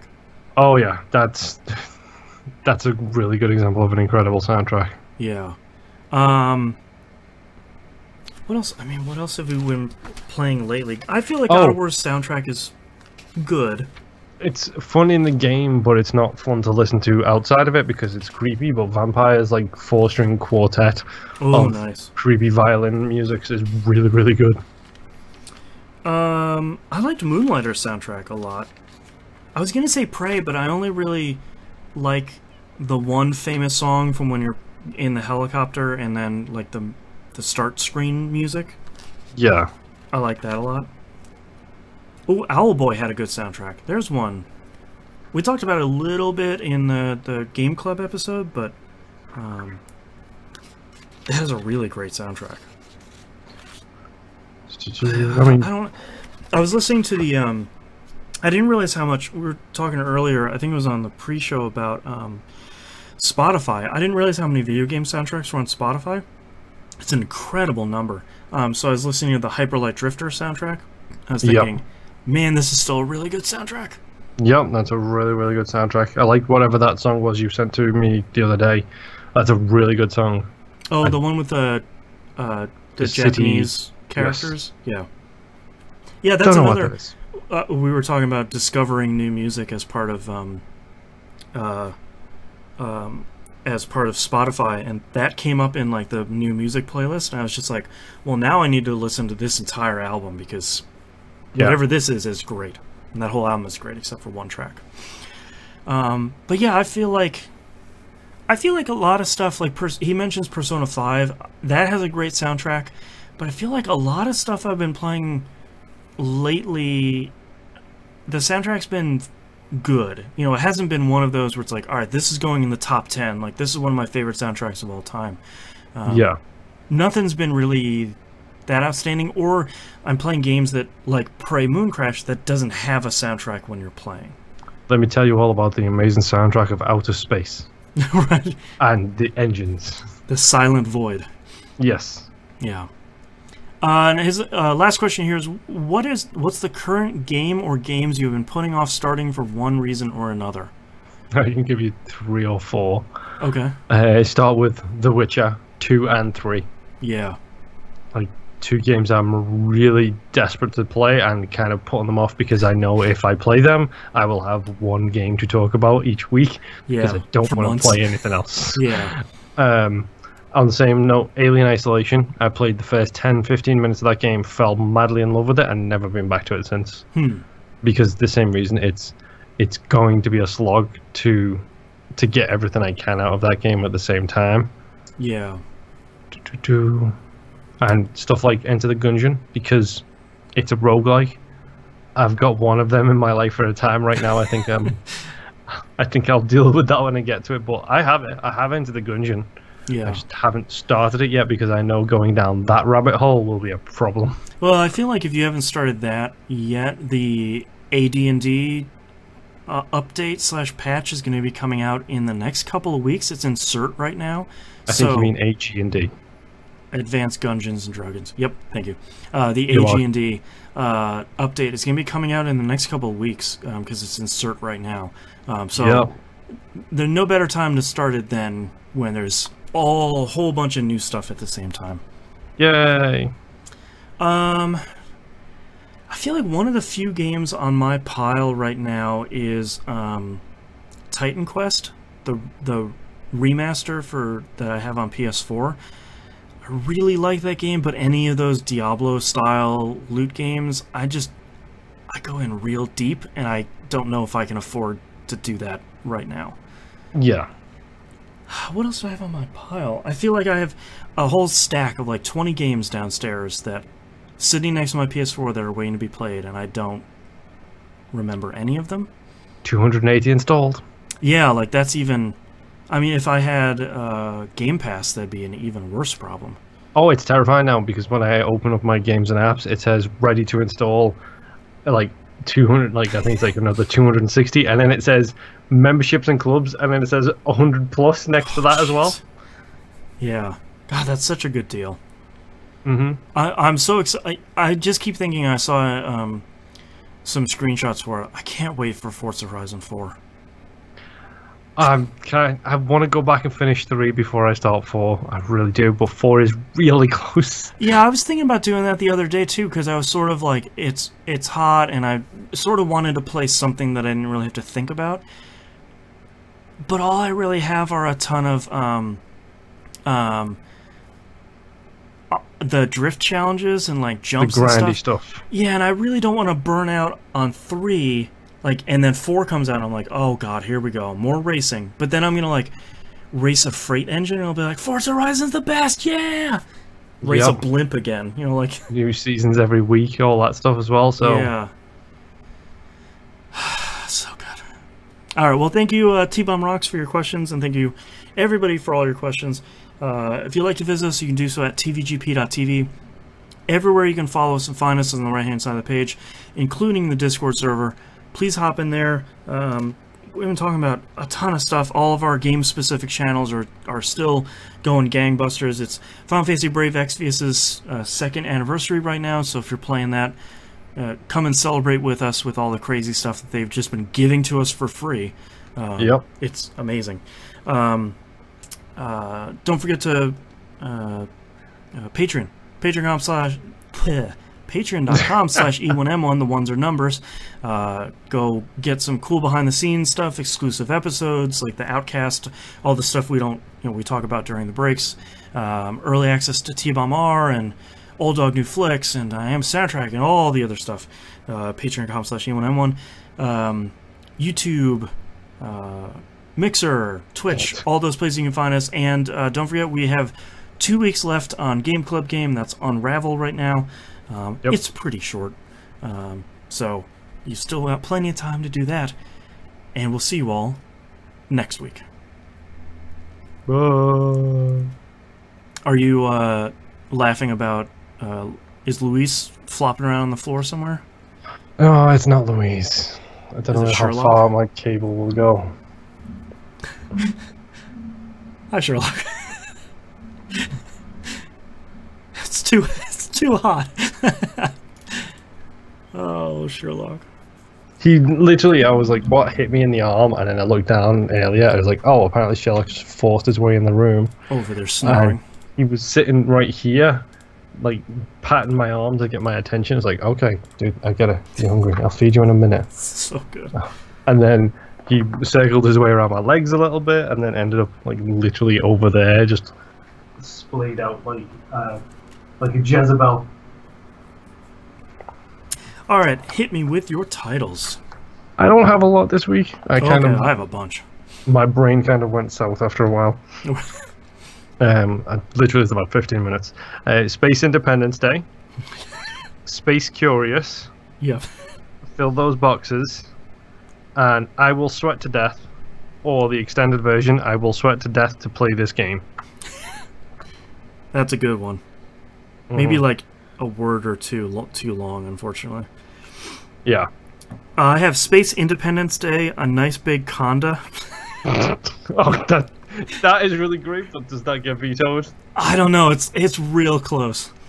I'm Always Space Curious, which is the variation on that one that I liked. Staple Drop. I just like you saying, like, well, of course it has Staple Drop. Yeah. Drag Somebody Into Your Life. I don't even remember, you're talking about What a Box, I think. You're like, just drag someone in your life and you can play this game. The Other Box, and Everything is in Pounds. Because I just liked how you said, like, everything's in pounds. Oh, I like Everything's in Pounds, or A Nice Big Conda. I was like, it's a really good title. Yeah, I like... It's really close to the veto line. Everything is in Pounds. I also like I'm Always Space Curious. Mm-hmm. I think I'd vote for Everything is in Pounds, though. Yeah, I'm gonna go with that one. Okay. Circle. Alright, let's get started here in 3, 2, 1. This is That Video Game Podcast, episode 559 for July 9th, 2018. everything is in pounds. The currency, not the weight. Multinational. All right, thank you so much, everyone. Ton of new people hanging out, chatting with us on Mixer. Give us a follow, whatever the button is below. Share, like, subscribe. Yeah, hit that bell. All right, we'll see you all next week. Bye.